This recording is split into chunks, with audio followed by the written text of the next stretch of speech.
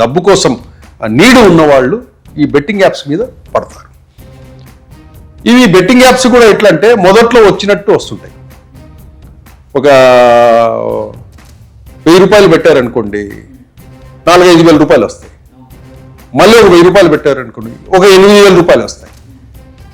వీళ్ళు ఆ టెంప్ట్ అయ్యేసి ఆ మొత్తం 10,000 పెట్టారనుకోండి, 10,000లో 2,000 పోయేసి 8,000 వస్తాయి.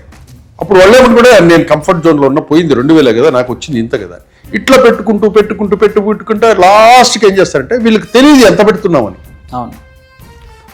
ఫ్రెండ్ దగ్గర అప్పు చేయటము, ఈ సాయంత్రానికి మనకు బెట్టింగ్లో డబ్బులు వస్తాయి, ఫ్రెండ్కి ఇచ్చేయించడము, అక్కడ తెలిసిన వాళ్ళ దగ్గర వడ్డీకి తీసుకోవటము, మళ్ళీ కొద్ది కట్టడము. ఇది ఒక రోజులో బయటపడదు. ఇదంతా ప్రాసెస్. వాళ్ళు ఎంత నష్టపోయాము అని తెలియడానికి వానికి 1 సంవత్సరము 2 ఏళ్ళు పడుతుంది. అప్పటికి అన్నీ క్లోజ్ అయిపోతాయి ఫైనాన్షియల్గా.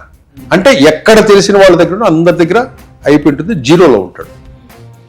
అప్పుడు ఎప్పుడైతే అప్పు చేసి నువ్వు బెట్టింగ్ ఆడింటావో, ప్రెజర్ ఎక్కువైతే అయినప్పుడు అప్పుడు సూసైడ్కి పాల్పడతావు.